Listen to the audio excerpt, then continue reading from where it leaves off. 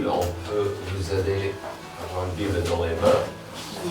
Romains 8, 12 à 17. Alors, depuis des mois, nous avons tourné autour de certains sujets très très importants. Pas juste parce qu'ils sont dans la Bible, pas juste parce que ce sont des sujets intéressants à savoir et utiles, mais aussi ce sont des sujets que l'on devait pouvoir exprimer à autrui, surtout dans un environnement comme la France moderne, rempli d'athées et d'agnostiques. On devrait, j'espère, vous pouvez exprimer l'importance d'un Dieu qui existe. Il n'est pas juste un Dieu présent, mais il est là, il n'est pas silencieux, il n'est pas distant, mais il est là. Et en plus, on a vu qu'en plus d'être présent, il communique à travers plusieurs choses, sa parole, la Bible, aussi à travers son peuple, à travers des témoignages. Et puis on a vu ce que ça veut dire, cette parole. La parole vraiment va impliquer et expliquer l'amour de Dieu pour nous, sa création. Ça va impliquer la rédemption. Donc on a vu ces choses très très importantes. Et comme j'ai dit, il faut pouvoir partager ces idées avec le monde autour, comme on voit 1 Pierre 3 à 15, mais respectez dans votre cœur la sainteté de Dieu le Seigneur, soyez toujours prêts à défendre l'espérance qui est en vous devant tous ceux qui vous en demandent raison. Donc on voit l'apôtre Pierre a dit, il va falloir exprimer votre espérance. Et donc voici quelques sujets qu'on a déjà vus. Mais récemment, nous avons pivoté vers un sujet à la fois primordial, mais aussi une vraie clé à notre croissance spirituelle. Il s'agit de la connaissance puis l'application de notre identité chrétienne. C'est une chose de comprendre, mais parfois on a du mal à appliquer la vérité de qui nous sommes en Jésus-Christ. Souvent, c'est un sujet facilement mal compris. Souvent, son ampleur est minimisée ou sous-estimée. Parfois, cela arrive dans l'ignorance. Donc, l'importance d'être ici, d'être attentif, d'écouter. Mais parfois, on choisit de banaliser l'importance et le poids de qui nous sommes en Christ. Et puis, si on n'apprécie pas cette vérité de notre identité, on ne peut pas appliquer cette belle vérité dans la vie de tous les jours. Notre passage aujourd'hui aborde certaines de ces idées, ces questions dans la vie du chrétien, entre guillemets, le chrétien. Pour vous aider à mieux voir le contexte, pour nous aider à saisir ce que nous avons devant nous, je ferai appel au film Le Roi Lion. Peu importe votre génération, peut-être vous l'avez vu pour la première fois quand il est sorti en 1994, donc ça 94, voilà.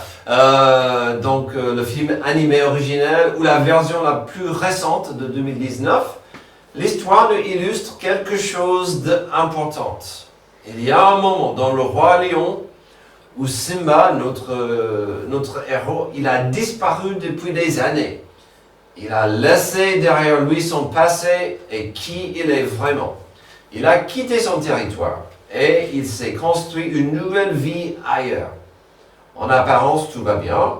Il vit sans souci. Il y a même un chant qui vous aide à comprendre cette vie sans souci. Il a une vie sans responsabilité, sans passé à affronter. Mais s'il est là, c'est parce qu'il croit quelque chose sur lui-même qui est faux. Il croit qu'il est responsable de la mort de son père. Il croit qu'il est disqualifié. Il croit qu'il ne peut pas revenir. Et ainsi, le roi légitime vit comme un exil. Un exilé, excuse-moi. Puis vient ce moment décisif où il est confronté à une vérité simple mais puissante. Souviens-toi de qui tu es. Souviens-toi de qui tu es. Pas deviens quelqu'un d'autre. Pas mérite ton retour. Mais simplement, souviens-toi de ton identité. Parce que toute sa vie découle de ce qu'il croit au sujet de son identité. Et d'une certaine manière, c'est exactement ce que l'apôtre Paul adresse dans Romains 8. Non pas à des personnes qui n'ont pas d'identité, mais à des personnes qui ne vivent pas à la lumière de cette identité. Amen. La vérité est une chose, mais la réalité et la vérité n'allaient pas ensemble. Et nous devons arriver au moment où à cette union de la vérité et que ça devienne ma réalité. On ne peut pas vivre comme si on peut les séparer. Paul dit, vous n'êtes pas des esclaves, vous êtes des fils et des filles. Vous avez été adoptés, vous appartenez à Dieu. Et la question pratique, c'est est-ce que vous vivez comme si c'était vrai? Est-ce que vous vivez comme si vous appartenez à Dieu ou comme si vous appartenez à une autre famille ou au monde? Notre identité en Christ contient des vraies réponses aux questions vis-à-vis du passé, le présent et puis certainement l'avenir. Et découvrons ensemble pourquoi des réponses à ces questions sont clés à une vie victorieuse dans ce monde si dur. Donc, on verra quelques réponses. Sur ma route d'aujourd'hui, donc vraiment, il faut saisir que ce qu'on verra aujourd'hui, c'est quelque chose que vous devez comprendre et appliquer chaque jour. Amen. Quand vous vous réveillez le matin, pensez-y. Pensez à qui vous êtes et comment ça va toucher votre jour. Donc, sur ma route d'aujourd'hui, j'aurai toujours quelques choix importants. Le premier choix, le choix de ma direction. Dans quelle direction est-ce que je vais m'orienter? Verset 12. Ainsi donc, frères et sœurs, nous avons une dette, mais pas envers notre nature propre pour nous conformer à ses exigences. Si vous vivez en vous conformant à votre nature propre, vous allez mourir. Mais si par l'esprit vous faites mourir les manières d'agir du corps, vous vivrez. Encore, nous avons un petit défi en sautant dans ce passage au verset 12, car on n'a pas vu aujourd'hui, ce matin, les versets 1 à 11. Ce n'est pas grave, car les 11 premiers versets couvrent plus ou moins pas mal de ce que nous avons vu ces 2 dernières semaines en Romains 6. C'est-à-dire des questions de vie et de mort, l'importance de comprendre la captivité du péché et la liberté en Jésus-Christ et la grâce. Et donc, ça pourrait nous aider un peu avec le contexte. Ici, nous voyons un choix primordial et il se présente à nous chaque matin. Sur ma route aujourd'hui, j'ai un choix important à comprendre et puis de prendre. Et il s'agira du choix de la direction que je prendrai. Et non, je ne parle pas de la direction. Est-ce que quand je sors de chez moi, j'irai à gauche ou à droite? Est-ce que j'irai vers la salle de bain ou la cuisine? Ce n'est pas forcément la direction qu'on voit ici. C'est pas ça. La direction qu'il faut comprendre ici, dans ce passage, sera la suite. Sera-t-elle en avant ou en arrière? Est-ce que je vais continuer envers Jésus ou est-ce que j'irai en arrière? On aura chaque jour ce choix. En avant en tant que disciple, dans les pas de Jésus, ou en arrière vers la direction de mon passé, de ma chair, de la captivité du péché. Nous avons ce défi, nous avons ce choix chaque jour. Et donc au verset 12, l'apôtre Paul lance une petite bombe. Nous avons une dette à payer. Normalement, je suis contre la dette, j'aime pas trop d'être endetté. J'aimerais que vous voyiez comment c'est exprimé dans les 3 traductions les plus courantes d'aujourd'hui.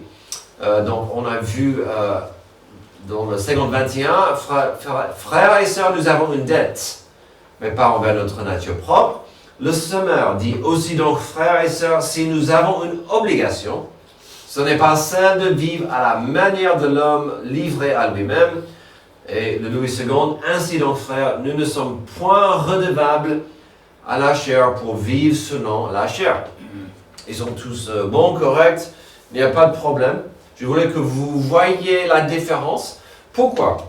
Le mot dans le grec veut dire dette. Donc ça c'est clair, c'est vraiment le mot que Paul a utilisé. Mais le sens du mot va encore plus profondément. Il implique une obligation. Donc on est obligé, nous vivons dans une obligation. Donc n'oubliez pas, le contexte c'est, on a la liberté en Jésus, pas la captivité. On a la vie, pas la mort, si on est vraiment en train de suivre Jésus. Et on dit que nous avons une dette à payer, une obligation à accomplir. C'est assez étonnant quand même qu'ils disent la suite. Que dit-il? Nous avons une obligation, mais ne surtout pas penser qu'il y a la moindre raison de retourner en arrière, de reprendre votre chemin du passé, de revenir, si vous voulez, à votre vomi. Vous avez l'obligation aujourd'hui, mais cette obligation est forte et claire de ne pas tourner le dos à Jésus et de revenir en arrière. Et on dit que nous avons cette obligation envers Dieu. C'est presque inutile de dire la suite comme il fait. En même temps, quelle belle vérité de faire une sorte de rappel qu'on est libre. Je ne suis pas obligé de choisir le péché. Je ne suis pas obligé de choisir la corruption. Je ne suis pas obligé de choisir la vie pourrie qui m'a enchaîné avant. Et combien de chrétiens disent « Oh, c'est plus fort que moi. Cette habitude est plus fort que moi. Je le ferai. » La Bible dit autrement. Ce n'est pas plus fort que nous. Ce n'est pas la peine de dire « je ne peux pas gagner contre ça ». C'est pourquoi le passage est si clair. Ensuite, le choix reste devant chacun de nous. Verset 13. « Si vous vivez en vous conformant à votre nature propre, vous allez mourir. Mais si par l'Esprit vous faites mourir les manières d'agir du corps, vous vivrez. » Ah, d'accord. Donc il faut inviter l'aide de Dieu dans cette situation. Encore le choix. Quelle direction va-t-on prendre?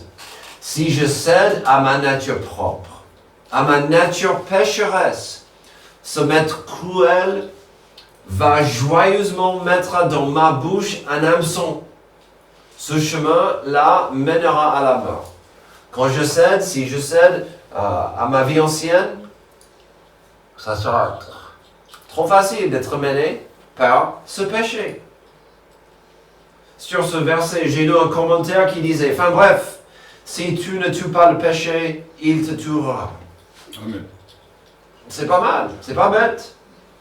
Le verset ne nous laisse pas sans espoir, mais si par l'Esprit vous faites mourir les manières d'agir du corps, vous vivrez. J'apprécie ce verset parce que ça me rappelle que oui, j'ai un choix, mais si ma sainteté, ma sanctification dépendait sur que mes efforts et que ma puissance, ça serait impossible. Mais si je cède dans l'humilité au Saint-Esprit et dire au secours, je peux vivre. On n'est pas censé gagner ou avancer par nos propres efforts dans la chair, même si on doit quand même fournir un effort. Que l'on choisisse de se soumettre à l'Esprit Saint. Encore, on revient à la notion de vivre. On a vu cette idée tellement ces dernières semaines.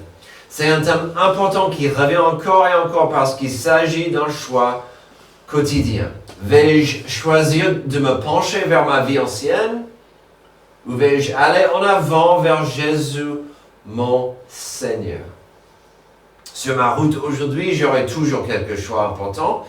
Ce premier, on vient de voir le choix de ma direction. Ensuite, il y aura le choix de qui me conduit. Verset 14. En effet, tous ceux qui sont conduits par l'Esprit de Dieu sont fils de Dieu.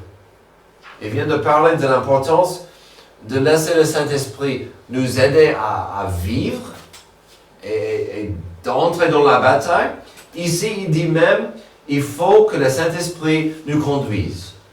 On gardera cette notion de se déplacer, de bouger, d'être en motion.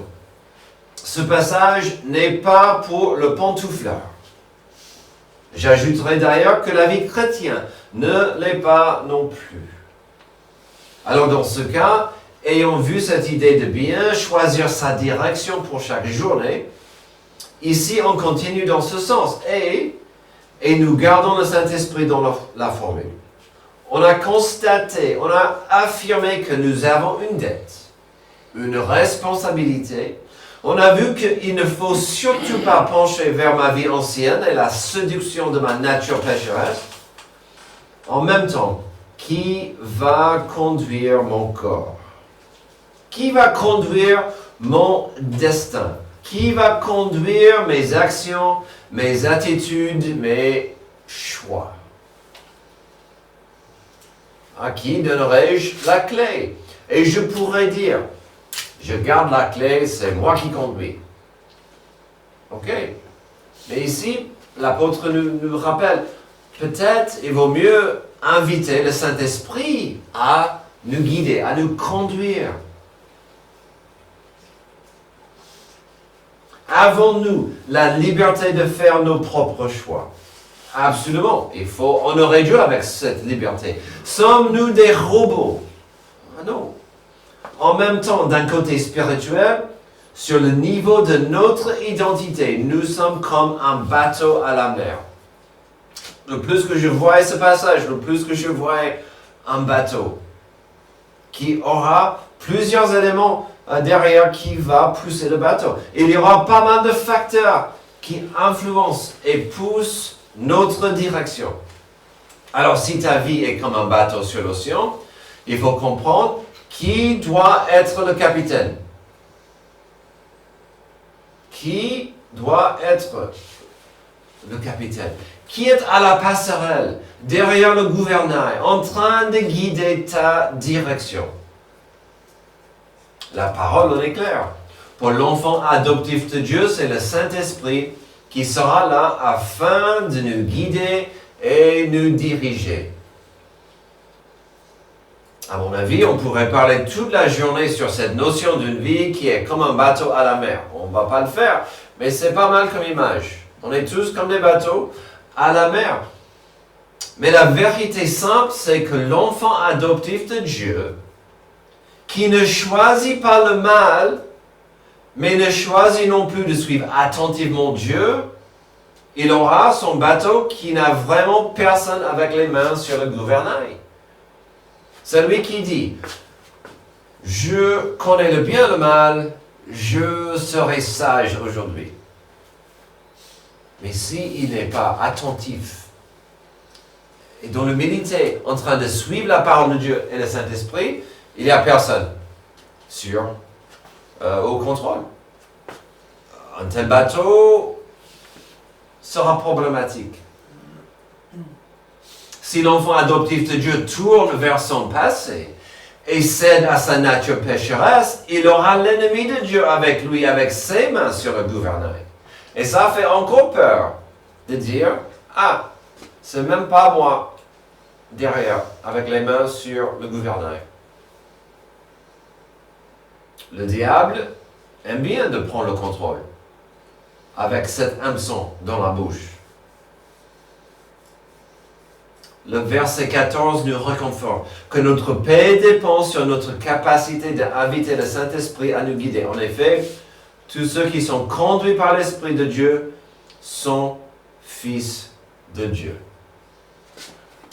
Si je suis guidé par le Saint-Esprit, je vais laisser l'autorité et le contrôle. Je vais rester auprès de Dieu. Je vais rester auprès de lui. Je serai un fils qui aime la présence de Dieu. L'apôtre Paul a bien expliqué cette idée au Galates chapitre 5, un petit passage qui vaut la peine de voir ici, puisque nous voyons cette notion de qui nous conduit. Galates 5, 16 à 18, voici donc ce que je dis, marchez par l'Esprit, et vous n'accomplirez pas les désirs de votre nature propre.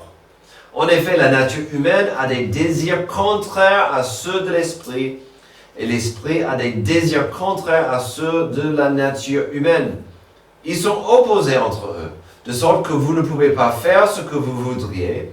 Cependant, si vous êtes conduit par l'esprit, vous n'êtes pas sous la loi. Vous n'êtes pas sous la condamnation.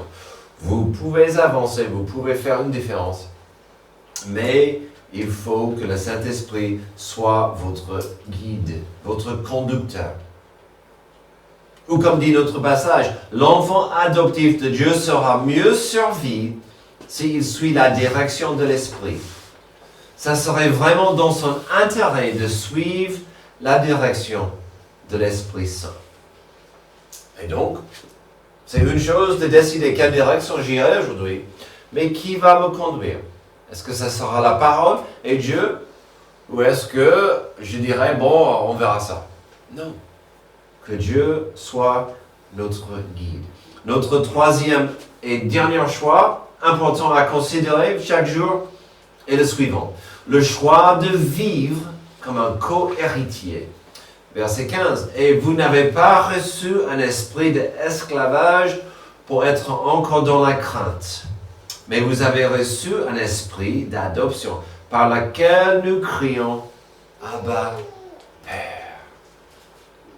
L'Esprit lui-même rend témoignage à notre esprit que nous sommes enfants de Dieu. Or, si nous sommes enfants, nous sommes aussi héritiers. Héritiers de Dieu et co-héritiers de Christ. Si toutefois nous souffrons avec lui afin de prendre aussi part à sa gloire. Oh, quel passage merveilleux! On a déjà reçu un appel de ne pas tomber dans le piège, de céder à notre ancienne vie d'esclavage. C'était un rappel, si vous voulez, à une réalité légale. Ce qu'on a vu tout à l'heure, c'était un rappel aux réalités légales. Une réalité juridique. Ici, le passage pivote vers une réalité relationnelle. Certes, il ne faut pas oublier la vérité logique et légale de son identité, mais parfois, ça fait tellement de bien de penser à la vérité de notre relation avec Dieu. Si on a vu que notre identité en Christ est liée au sujet comme la mort et la vie, et la captivité et la liberté, ici on est entouré par des bras d'amour de Dieu. Alors, de quoi s'agit-il? Commençons au verset 15, avec notre esprit, notre attitude. Que dit-il? Vous n'avez pas reçu un esprit d'esclavage pour être encore dans la crainte. Est-ce que vous vous rendez compte de l'importance de ce verset? Il n'y a pas de raison d'être assujetti à la crainte, à l'esclavage, au péché et au maître de ce monde. Plus d'esclavage, plus de crainte. Puis, ne ratez pas le sens derrière le début du verset 15. Vous n'avez pas reçu de votre Père céleste un esprit d'esclavage qui ouvre la porte à la peur. Alors, la question s'impose. Si on renverse le sens du verset, si on a un esprit d'esclavage, si on est donc dans la crainte, de qui ou de quoi vient ce problème? Ce n'est pas mon Père. Si je suis aujourd'hui esclave, si je suis dans un esprit de peur et de crainte, il y a un problème, mais ça ne vient pas du Père Céleste. Un esprit d'esclavage, une attitude de crainte qui subsiste, ne fait pas partie des bienfaits et des bénédictions de Dieu pour ses enfants. Si un enfant adoptif de Dieu se trouve dans une telle situation, il aurait des choix à faire, des actions et des attitudes à voir et des habitudes à vérifier. Alors, ne comprenez pas ce que je veux dire. Dieu peut vous faire peur. Donc la crainte fait partie parfois de ce que Dieu va faire pour saisir votre attention. Mais si vous subissez toujours une attitude de peur, toujours un esprit d'esclavage, et je n'arrive pas à gagner, ça vient pas de Dieu, ça vient de l'ennemi. Il n'y a pas de raison de rester dans cet esclavage. En parlant des bienfaits et des bénédictions de Dieu, en parlant d'un esprit que Dieu aimerait voir se manifester en nous, il parle de cet esprit d'adoption. Nous avons un peu parlé récemment d'adoption. N'oublions pas que dans le cas de Dieu, il s'agit d'un choix divin de nous accepter, de nous transformer et nous rendre conformes à l'image de Jésus-Christ. Beaucoup de chrétiens pensent au salut comme si Dieu les a achetés du marché du monde, comme fera un cowboy avec une vache. Oui, Dieu m'a sauvé. Je lui appartiens, je suis sa marchandise. Le sceau du Saint-Esprit est plutôt comme une marque de fer brûlée dans la peau. On a du mal à s'approcher à Dieu comme un père. Il est plutôt le grand chef de l'entreprise. Oui, je suis sauvé. Oui, Dieu c'est mon père. C'est pourquoi Paul insiste sur l'adoption et la bénédiction forte de pouvoir crier Abba, qui veut dire papa. Papa. Les pères qui sont ici, vous savez, c'est magnifique d'entendre papa. Papa. D'une petite voix qui vous adore. Papa. Dieu accepterait que vous veniez à lui. Père, Père Céleste, Père, j'aimerais vous parler. Ce qu'il veut entendre, c'est papa. Je t'aime, papa. Tu es mon papa. Cela rend encore plus beau le verset 16. L'Esprit lui-même rend témoignage à notre esprit que nous sommes enfants de Dieu. Le Saint-Esprit, il a plusieurs responsabilités, mais une des responsabilités, c'est de nous rassurer, nous encourager, nous fortifier dans notre position familiale. Encore la question s'impose. Pourquoi le Saint-Esprit aurait besoin d'avoir et de pratiquer cette rassurance? Pourquoi le Saint-Esprit devrait faire cet encouragement? Parce que parfois, nous écoutons la mauvaise voix.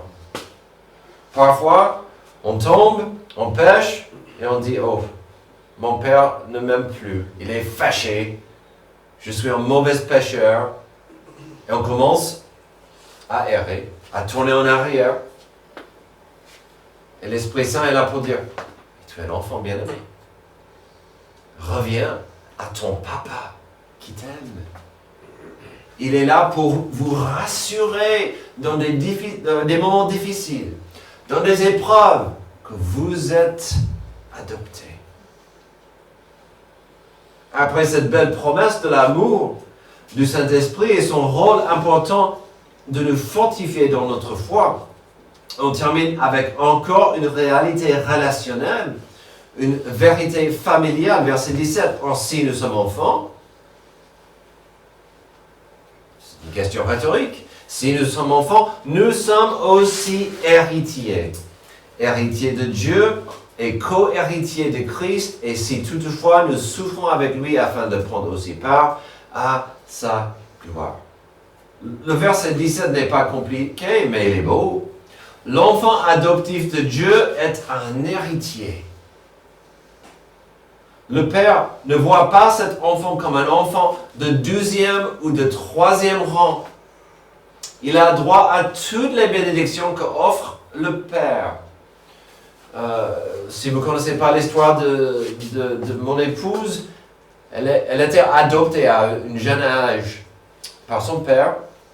Sa maman a remarié avec Richard. Il a adopté Amy à sa joie. Il n'a jamais traité Amy différemment que ses deux filles biologiques. Et il le dit avec joie aujourd'hui. J'ai 3 filles. J'ai 3 filles merveilleuses, magnifiques et belles.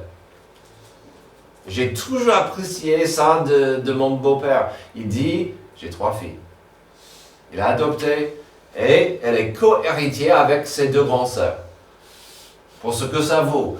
Belle image. On est co-héritier. On n'est pas de 12e, 3e rang. Et je ne suis pas plus important que vous, puisque je suis pasteur. Aux yeux de Dieu, on est co-héritier. On est héritier avec Dieu. Co-héritier avec Jésus. Quelle joie. Et vous savez ce que ça s'appelle dans la Bible? C'est la grâce. La grâce, c'est quoi? C'est l'amour de Dieu pour nous qu'on ne peut pas mériter. Quand on parle de l'adoption, ça c'est immérité. Quand la richesse, les bénédictions sont données à l'enfant gratuitement, c'est merveilleux ça. C'est la grâce. Alors quand j'ai dit un enfant adoptif de Dieu, donc on est co-héritier avec Christ. Oui, Jésus-Christ aura toute gloire. On passera toute l'éternité à louer son saint nom. Là, il n'y a pas de question. Mais au niveau de ce qui nous attend, notre héritage, nous sommes bénis totalement et complètement en Jésus-Christ. Il y a encore un trésor à la fin du verset 17. Si toutefois nous souffrons avec lui, afin de prendre aussi part à sa gloire. Alors, encore une phrase qui n'est pas si compliquée que ça. En fait, c'est un beau rappel que nous, ici-bas sur terre, on rencontrera des difficultés. Ici-bas sur terre, on aura des problèmes, des obstacles, même de l'opposition parce qu'on est des enfants adoptifs de Dieu. Il y aura la souffrance. Le mot souffrance est dans la phrase et c'est un mot qu'on n'aime pas. Qui veut souffrir? Pas moi. Ce n'est pas vraiment quelque chose qu'on veut expérimenter. En même temps, la souffrance que nous aurons devrait nous encourager à rester auprès de Jésus. Est-ce que je souffre? Ok. Est-ce que c'est parce que je suis dans le péché? Non. Saisissons la grâce de Dieu. En apprenant à marcher, chacun de nos enfants est tombé par terre et se faisait mal. Mais nous étions toujours à côté, prêts à aider l'enfant à se redresser et de recommencer. Pourquoi? Parce que nous voulions voir l'enfant tomber et se faire mal. Encore tu t'es tombé. Non. Car on voulait que l'enfant apprenne à grandir, à marcher, à avancer avec nous. Si toutefois nous souffrons avec lui afin de prendre aussi part à sa gloire, en vue de l'éternité, heureusement, des souffrances qu'on aura ne seront pas si pénibles que ça, sachant que Dieu nous entoure dans son amour, dans sa famille. Étant un co-héritier avec Christ veut dire que nous partagerons la gloire du Christ au ciel. Incroyable. L'amour de Christ pour nous, de partager son héritage avec nous. Notre passage aujourd'hui nous rappelle qu'il reste devant nous chaque jour des choix importants. Aujourd'hui, est-ce que j'avancerai vers Jésus mon maître, avec le Saint-Esprit comme pilote? Vais-je vivre chaque jour comme si je faisais partie de la famille de Dieu, comme si j'étais un enfant aimé et adopté? Toujours pour la gloire de Papa. Vous savez ce que la grâce de Dieu nous offre? Une vérité que tu ne dois aucune obéissance à la chair. Le péché n'est plus ton maître. La peur n'est pas ton avenir. L'esprit ne te conduit pas en arrière. Amen. Tu es un enfant adoptif de Dieu. Alors cesse de retourner vers ton ancienne vie, cesse de laisser la chair diriger tes pas et commence à vivre comme quelqu'un qui appartient à la maison du Père. Prie. Merci Dieu pour ce passage merveilleux qui nous rappelle que c'est la grâce qui nous comble. ton amour qui nous bénit, qui nous fortifie. Et c'est le Saint-Esprit qui nous conduit dans les pas de Jésus-Christ. Tu es notre Père. Aide-nous à marcher toujours avec Jésus. Pas dans la crainte, mais dans la victoire que Jésus a gagnée pour nous. C'est dans son nom que je prie. Amen. Je vous invite à vous laver.